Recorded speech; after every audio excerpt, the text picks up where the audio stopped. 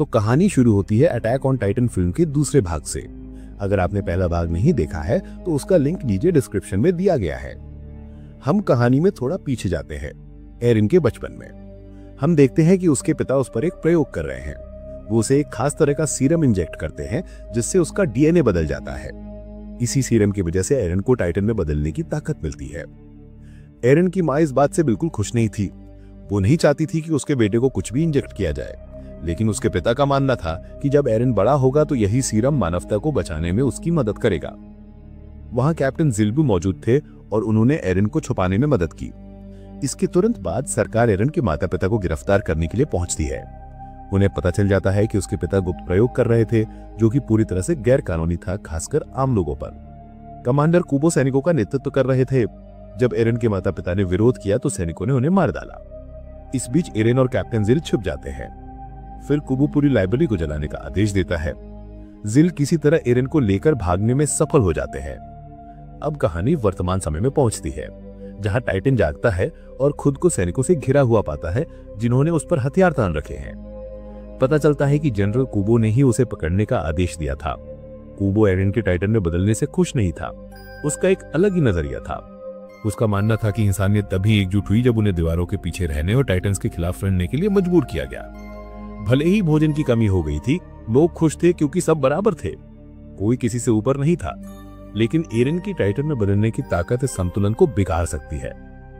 कुबो का कहना है कि उसने पहले कभी किसी इंसान को टाइटन में बदलते नहीं देखा, इसलिए उसके लिए एरिन एक ऐसा शख्स है जो इंसानी रूप में छिपा हुआ है।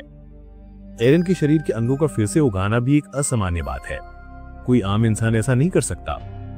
एरिन खुद को बेकसूर साबित करने की कोशिश करता है, लेकिन इससे पहले कि कुछ हो, आर्मिन उसकी रक्षा के लिए आगे आता है। वो कुबो को बताता है कि एरिन ने उनकी जान बचाई है और वही अकेला है जो उन्हें टाइटन से बचा सकता है। कैप्टन एच भी एरिन को मारने के खिलाफ है। आर्मिन कहता है कि एरिन दीवार में हुए छेद को बंद करने में मदद कर सकता है, लेकिन कुबो उसे रोक देता है और आर्मिन पर विस्फोटक पदार्थों से भरे ट्रक को चुराने का आरोप लगाता है। फिर वो सैनिकों को हथियार उठाने का आदेश देता है। ठीक उसी समय कैप्टन सिल बीच में कूदता है और एरिन की शक्तियों के बारे में बताने की कोशिश करता है। वो सबको बताता है कि एरिन अपनी मर्जी से टाइटन में बदल सकता है, लेकिन दिक्कत यह है कि बदलने के दौरान एरिन का अपने दिमाग पर काबू नहीं रहता। जिल अभी और कुछ कहना ही चाहता था कि सैनिकों ने उसे गोली मार दी, जिससे उसकी जान ली जाती है। मरते समय जिल एरिन को कुछ जरूरी बात बताने की कोशिश करता है, लेकिन वो कुछ भी बोल नहीं पाता। तभी अचानक एक टाइटन छत से गिरता है और जनरल कोबो और कुछ सैनिकों को मार डालता है।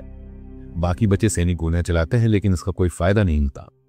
टाइटन का शरीर कवच से ढका हुआ है और गोलियों का उस पर कोई असर नहीं होता। वो आसानी से सैनिकों को मार देता है और फिर एरिन को पकड़ लेता है। कुछ सैनिक उड़कर आते हैं और टाइटन की गर्दन पर निशाना साधकर उसे बचाने की कोशिश करते हैं, लेकिन कोई फायदा नहीं होता। टाइटन पूरी तरह से होश में है और तेजी से हमला करता है। वो मासा को अजीब तरह से देखता है और फिर एरिन को लेकर चला जाता है। वापस बेस पर कैप्टन एच को जनरल बना दिया जाता है और वो कुबो की जगह लेती है। वो दीवार में हुए छेद को बंद करने की योजना को जारी रखने का फैसला करती है, लेकिन पहले उन्हें एक खास जगह से बम वापस लाना होगा। उधर एरिन एक अजीब कमरे में उठता है। उसे संगीत सुनाई देता है जो उसे दिल को भी जाना पहचाना नहीं लगता। वो उस उपकरण को देखता है जिससे संगीत बज रहा है, लेकिन उसे नहीं पता कि ये क्या है। पता चलता है कि ये 100 साल पुराना एक म्यूजिक प्लेयर है। तभी संगीत रुक जाता है और शिकिशिमा वहां आ जाता है। वो बताता है कि उसने उसे आर्मर्ड टाइटन से बचाया है, लेकिन वो उसे हरा नहीं पाया क्योंकि वो बहुत शक्तिशाली था। फिर शिकिशिमा एरिन को 100 साल पहले के कुछ पुराने वीडियो दिखाता है। वीडियो में दिखाया जाता है कि टाइटन्स पहली बार कैसे अस्तित्व में आए। पता चलता है कि टाइटन्स कभी आम इंसान ही थे। उस समय लोग युद्ध में इस्तेमाल करने के लिए सुपर ह्यूमन बनाने की कोशिश कर रहे थे। उन्होंने लोगों में एक वायरस इंजेक्ट करके ऐसा करने में कामयाबी पाई, जिससे वो टाइटन में बदल गए। वो वायरस एरिन के पिता ने बनाया था, लेकिन ये प्रयोग फेल हो गया। वो टाइटन्स को कंट्रोल नहीं कर पाए और वायरस फैलने लगा।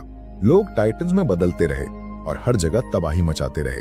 और चूंकि टाइटन्स अमर हैं, इसलिए वो चलते रहे। उनकी भूख को रोकना या उन्हें मारना नामुमकिन था, सिवाय उस कमजोर जगह के बारे में जो हम सब जानते हैं। उसके बाद इंसानियत ने टाइटन्स के साथ जंग की और बाकी इतिहास है। शिकिशिमा एरिन को बताता है कि बचे हुए इंसान दीवारों के पीछे रहने लगे, जैसा कि वो आज कर रहे हैं। वो कहता है कि सरकार चाहती थी कि लोग अपना अतीत भूल जाएं, क्योंकि अगर वो भूल गए तो उन्हें कंट्रोल करना आसान होगा। शिकिशिमा ये तक कहता है कि दीवारों पर हमला सरकार ने खुद करवाया था, वो चाहते थे कि लोग डरे रहें ताकि वो सत्ता में बने रह सके। वो ये नहीं जानता कि सरकार में इस सब के पीछे कौन है। शिकिशिमा का मानना है कि एरिन ही उम्मीद है, क्योंकि वही एक ऐसा है जो बदलने के बाद भी होश में रहता है। वो एरिन से कहता है कि वो मिलकर उस भ्रष्ट सरकार को उखाड़ सकते हैं जिसने सबको गुलाम बना रखा है। वो बाहर निकलते हैं और शिकिशिमा एरिन को अपनी टीम और जनरल कूबो से चुराए हुए विस्फोटक दिखाता है। वो एरिन को फ्लाइट गियर भी देता है। उसी समय सैनिक उस बम को वापस लाने में सफल हो जाते हैं जिससे वो दीवार को बंद करने वाले थे। मासा वहीं खड़ी होती है और एरिन के साथ बिताए अच्छे पलों को याद करती है। तभी शिकिशिमा के आदमी आते हैं और सैनिकों पर अपनी बंदूकें तान देते हैं। एरिन आगे बढ़ता है, मासा के पास जाता है और उसे देखकर खुश होता है कि वो जिंदा है। फिर शिकिशिमा आता है, बम को देखता है और सबको बताता है कि वो इसका इस्तेमाल किसी और चीज के लिए करने वाले हैं। वो कहता है कि वो दीवारों को उड़ा देंगे और टाइटन्स को अंदर आने देंगे ताकि वो पूरी सेना और सरकार को खत्म कर दें। एरिन हैरान रह जाता है। उसने सोचा था कि बम का इस्तेमाल दीवार को बंद करने के लिए किया जाएगा, ना कि उसे तोड़ने के लिए। वो शिकिशिमा से कहता है कि अगर वो ऐसा करते हैं तो बहुत से बेगुनाह लोग मारे जाएंगे। लेकिन शिकिशिमा का मानना है कि वो लोग मरने के लायक हैं, क्योंकि उन्होंने खुद को एक भ्रष्ट सरकार के अधीन रहने दिया। शिकिशिमा एरिन से कहता है कि वो उसका साथ दे, क्योंकि वही जीतने वाले हैं। लेकिन एरिन को टाइटन्स के हाथों मारे गए लोग याद आते हैं। वो शिकिशिमा से निराश होता है और उसका साथ देने से मना कर देता है। वो शिकिशिमा पर हमला करता है, लेकिन शिकिशिमा उससे पकड़कर जमीन पर पटक देता है। वो उठता है और फिर से हमला करता है, लेकिन शिकिशिमा हर बार को बचा लेता है और उसे फिर से नीचे गिरा देता है। एरिन लड़ने की कोशिश करता रहता है, लेकिन वो एक भी वार नहीं कर पाता। हर बार वो जमीन पर गिर जाता है। मासा बीच में आने की कोशिश करती है और शिकिशिमा से रुकने की भीख मांगती है, लेकिन वो हंसता है और एरिन के सामने उसे चूम लेता है। मासा उसे थप्पड़ मारती है, लेकिन शिकिशिमा मासा को भी नीचे गिरा देता है। तभी एरिन अपना आपा खो बैठता है। वो फिर से शिकिशिमा पर झपटता है, लेकिन फिर भी पिट जाता है। आर्मिन और सांजी नाम का एक आदमी एरिन को खींचकर एक अध टूटी हुई इमारत के पीछे छुपा देते हैं। शिकिशिमा अपनी बंदूक निकालता है और उसे तान देता है, लेकिन आर्मिन चिल्लाता है, वहीं रुक जाओ, और पूरी जगह को विस्फोटक से उड़ाने की धमकी देता है। अगर तुमने एक कदम भी आगे बढ़ाया तो हम सब मर जाएंगे। सांजी पास के एक ट्रक में घुस जाता है, लेकिन शिकिशिमा आर्मिन या उसकी धमकियों से नहीं डरता। वो अपने आदमियों को गोली चलाने का इशारा करता है। तभी एक रस्सी आर्मिन के सिर के पास से गुजरती है और इमारत से जा चिपकती है। ये सांजी है। वो पूरी इमारत को विस्फोटक पर गिराकर विस्फोट करने की कोशिश कर रहा है।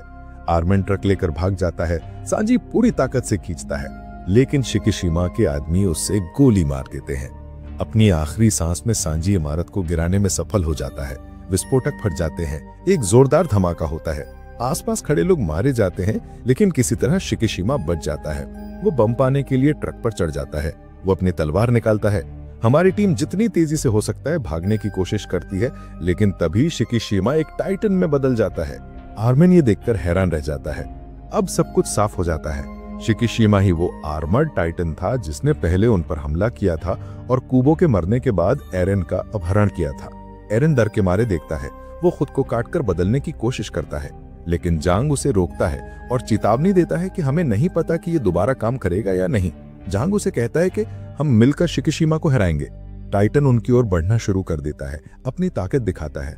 वो आसपास खड़े 2 टाइटन्स को आसानी से मार देता है। हमारी टीम अपने गियर का इस्तेमाल करके हवा में उड़ती है और शिकिशिमा को घेर कर उसे कंफ्यूज करने की कोशिश करती है। साशा नाम की एक लड़की अंदर उड़ती है और शिकिशिमा के आंख में मारकर उसे अंधा कर देती है। जांग उसके चारों ओर उड़ता है और अपने ब्लेड से वार करता है। मासा भी उसकी कुछ उंगलियां काट देती है, फिर उसके घुटने को निशाना बनाकर शिकिशिमा को गिरा देती है। जांग इसका यूज करके उसे खत्म करने के लिए अगले वार के लिए आगे बढ़ता है, लेकिन शिकिशिमा उसे देख लेता है और मारने के लिए आगे बढ़ता है। आखिरी पल में एरिन बीच में आ जाता है और जांग की जगह वार सहता है। शिकिशिमा उठता है और सीधा बम की ओर बढ़ता है, लेकिन जैसे ही वो एरिन के पास पहुंचने वाला होता है, वो एक टाइटन में बदल जाता है। अब टाइटन वर्सेस टाइटन है। दोनों दहाड़ते हैं और लड़ाई के लिए झपटते हैं, लेकिन एरिन नुकसान में है। हर बार जब वो शिकिशिमा को मारता है तो उसे खुद चोट लगती है। शिकिशिमा का शरीर कवच से ढका हुआ है। शिकिशिमा लड़ाई में हावी हो जाता है और एरिन को जमीन पर पटक देता है। फिर वो अपना पैर उठाता है और उसे खत्म करने के लिए तैयार हो जाता है। लेकिन जब सब कुछ खत्म होने वाला होता है, तभी एरिन जमीन से एक विशाल स्टील का बीम उठाता है और उसे शिकिशिमा पर मार देता है। बीम सीधा शिकिशिमा के कवच वाले शरीर में घुस जाता है। एरिन उसके चेहरे पर एक जोरदार मुक्का मारता है, जिसे शिकिशिमा एक इमारत से टकराता है। शिकिशिमा हार जाता है। वो वापस अपने मानव रूप में बदलने लगता है और एरेन खुशी से चिल्लाता है। फिर वो बम उठाता है, उसे अपनी पीठ पर फेंकता है और भागना शुरू कर देता है। उसके सैनिक दोस्त उसके पीछे पीछे भागते हैं। एरेन तब तक भागता रहता है जब तक वो थक नहीं जाता। गिरने से ठीक पहले वो बम को उसकी जगह पर रखने में सफल हो जाता है और फिर बेहोश हो जाता है। मासा देखती है कि वो कितना थका हुआ है, इसलिए वो उसे वापस बदलने के लिए उसकी गर्दन में चाकू घूम देती है। एरेन ठीक हो जाता है और आर्मिन बम को 5 मिनट में फटने के लिए सेट कर देता है, जिससे उन्हें भागने के लिए काफी समय मिल जाएगा। लेकिन तभी कहानी में एक मोड़ आता है। जनरल कूबो अभी भी जिंदा है और दीवार के ऊपर खड़ा है। किसी तरह वो बच गया। कूबो उन्हें पैसे और ताकत का लालच देता है, बस एक चीज के बदले, दीवार को जैसा है वैसा ही छोड़ दो और एरेन को सरकार को सौंप दो। टीम मना कर देती है, इसलिए कूबो गोलियां चलाना शुरू कर देता है। आर्मिन के पैर में गोली लग जाती है। कूबो उनका मजाक उड़ाता है और कहता है, तुम सब मूर्ख हो। लेकिन इससे पहले कि वो अपनी बात पूरी कर पाता, साशा उसे एक तीर मारती है, जिससे वो दीवार से नीचे गिर जाता है। आप सोचेंगे कि वो मर गया है, लेकिन नहीं, कूबो एक विशाल टाइटन में बदल जाता है। वही टाइटन जिसने 2 साल पहले दीवार को तोड़ा था और टाइटन्स को अंदर आने दिया था। टीम हैरान रह जाती है, लेकिन वो जल्दी से जवाब देती है। दिक्कत यह है कि वो उसके पास नहीं जा सकते, उसका शरीर बहुत ज्यादा गर्मी निकाल रहा है। कूबो बम को पकड़ता है और उसे फटने से रोकने की कोशिश करता है। जांग उसे रोकने के लिए उस पर झपटता है, लेकिन कूबो उसे एक ही वार में मार देता है। फिर कूबो एरिन को पकड़ने की कोशिश करता है, लेकिन कैप्टन हांस एक मिसाइल दागता है जो जाकर उसे लगती है। चोट लगने के बाद भी कूबो आगे बढ़ता रहता है। वो बस बम पाना चाहता है। तभी एरिन को एक मौका दिखाई देता है। वो उसके पीछे घुसपैठ करता है और उसकी गर्दन के पास पहुंच जाता है, उसे खत्म करने के लिए।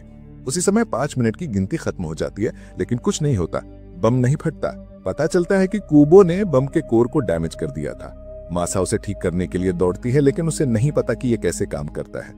और तभी शिकिशिमा एरिन के साथ अपनी लड़ाई के बाद भी जिंदा निकला। वो मासा को ढूंढता है और उसे बताता है कि वो निराश है। वो कहता है, तुमने आजादी के बजाय सुरक्षा को चुना है, इसलिए इंसान हमेशा दीवारें बनाते रहेंगे और छिपते रहेंगे। लेकिन मकासा कहती है, हमारे पास अभी भी उम्मीद है। हम अगर कूबो नाम के तितार को मार दें तो हम मानवता को बचा सकते हैं। उधर एरेन आखिरकार कूबो की गर्दन तक पहुंच जाता है और अपने ब्लेड से उसे काट देता है। लेकिन इससे पहले कि वो उसे खत्म कर पाता, कूबो एरेन को कीड़े की तरह पकड़ता है। वो उसे पीटने वाला है। तभी अचानक शिकिशिमा कूदकर बम को पकड़ता है और उसे कूबो के मुंह में ठूस देता है। बम कूबो के शरीर की गर्मी की वजह से फट जाता है और दोनों को तुरंत मार देता है। शिकिशिमा खुद को ये सुनिश्चित करने के लिए कुर्बान कर देता है कि कूबो मर जाए। विस्फोट से दीवार का ऊपरी हिस्सा टूट जाता है और हर जगह मलबा गिरने लगता है। एरिन चट्टानों के नीचे फंस जाता है और भागने के लिए संघर्ष करता है, लेकिन मासा ठीक उसी समय उसका हाथ पकड़ लेती है। दोनों साथ में गिर जाते हैं क्योंकि चट्टानों ने उस छेद को भर दिया था जिसका इस्तेमाल टाइटन्स अंदर आने के लिए करते थे। एरिन और मासा दीवार पर चढ़ जाते हैं और पहली बार समुद्र को देखते हैं। वो इस दृश्य से बहुत खुश होते हैं। ये वो सपना था जो उन्होंने हमेशा देखा था। वो वहां खड़े होकर दुनिया को आश्चर्य से देखते हैं। आखिरकार वो आजाद हैं।